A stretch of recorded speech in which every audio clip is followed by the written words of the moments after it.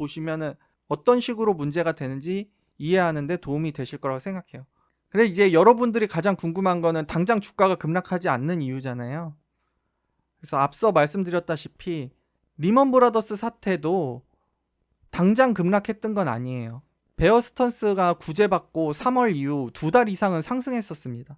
따라서 현재 주식시장의 상승만으로 리먼 사태와 다르다고 말하는 것은 잘못된 생각이죠.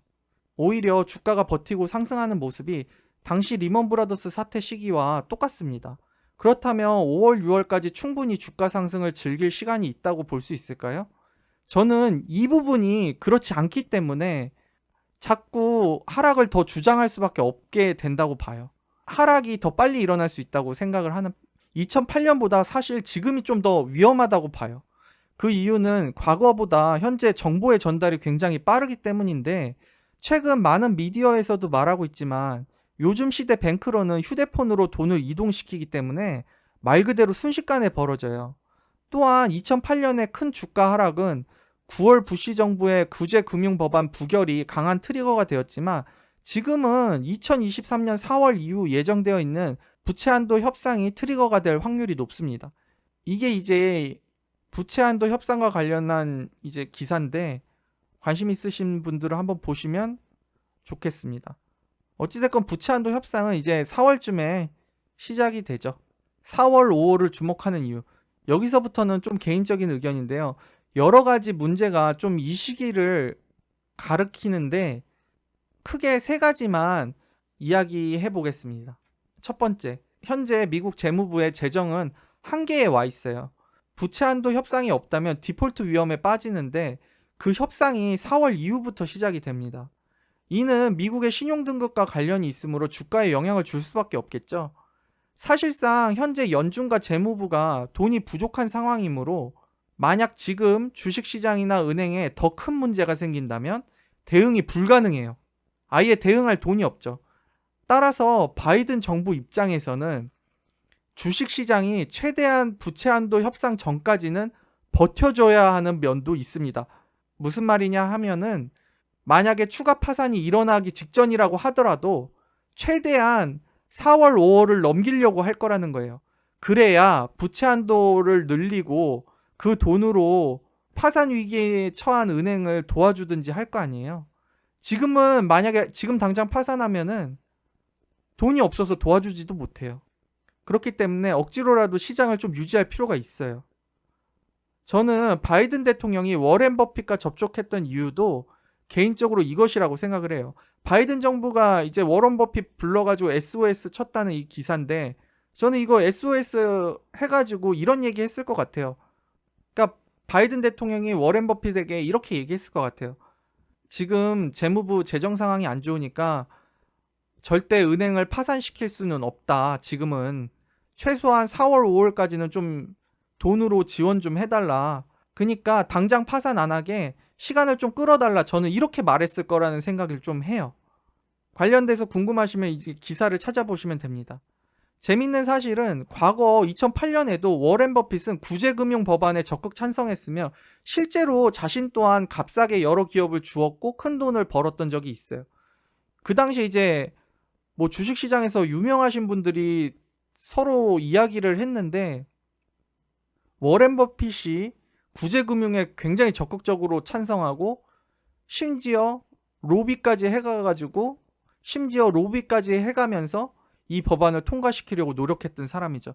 절대 자신한테 이익이 되지 않는다면 그러지 않았겠죠. 넘어가서 두 번째. 자, 이제 4월, 5월을 자꾸 주목하는 이유 두 번째. 4월에 발표되는 인플레이션 지표들은 사실상 전년 대비 하락하는 모습이 나타날 수 있어요. 22년도 초에 인플레이션이 되게 극심했어요. 그 당시에 우러 전쟁 시작되고 인플레이션이 극심했던 시기이기 때문에 막상 22년도에 그렇게 극심했으니까 23년도 이맘때는 기저효과로 인플레이션이 낮아지는 것처럼 보이는 거죠. 다만 5월부터는 최근 발생한 사우디와 오펙 플러스의 깜짝 감산으로 인해 인플레이션이 더 높게 발표되면서 주가에 영향을 줄 수 있습니다. 그러니까 4월까지는 인플레이션 지표가 전년 대비 낮게 나올 수 있어요. 원체 전년도에 인플레이션이 높았기 때문에. 그러면 또 사람들은 인플레이션 지표가 낮다고 호재라고 하면서 주가를 올리겠죠. 그런 영향이 있을 수 있습니다. 기저효과가. 그래서 4월 중순까지는 하락 안 하고 버티는 현상이 나타날 수 있는 거죠. 그래서 4월, 5월을 주목하는 이유 세 번째. 이거는 두 번째 이유랑 어느 정도 연결되는데 5월부터 미국 국세청이 외국인 투자자들에게 PTP 종목, 그러니까 PTP 종목이 뭐냐면 원자재와 물가 관련한 ETF 등이 포함되어 있는 종목이에요. 이 종목들에 대해서 투자금에 대해 10%를 원청 징수한다고 말했어요. 이거 엄청 많이 징수하는 겁니다. 예를 들어서 100만 원을 여러분이 PTP 종목에 투자했는데 10만 원을 벌었어요. 그러면 그런데 세금으로는 11만 원을 내라는 거죠. 말이 안 되죠. 굉장히 말이 안 되는 법입니다. 이러한 미국 정책 조정은 사실상 5월에 발생할 원자재 급등을 우려해서 그런 거라는 생각이 들어요.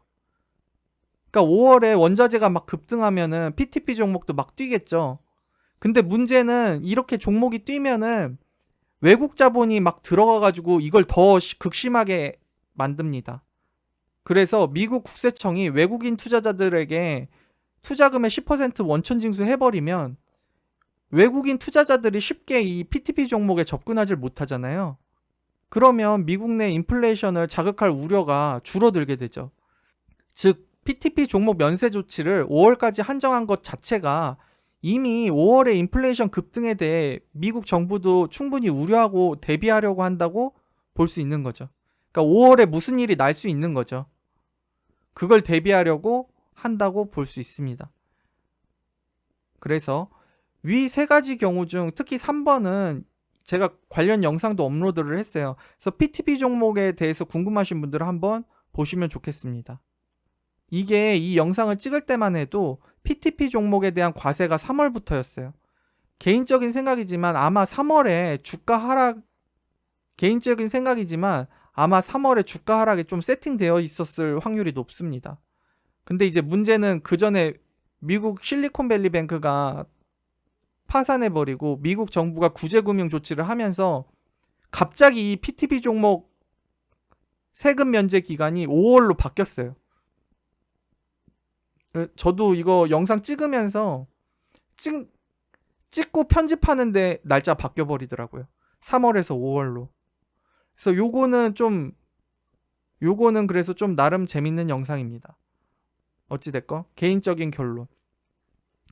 결국 최근 주가 상승이 나타나는 모습 또한 2008년 리먼 브라더스 시기와 매우 닮았다는 걸 말씀드리고 싶은 거예요.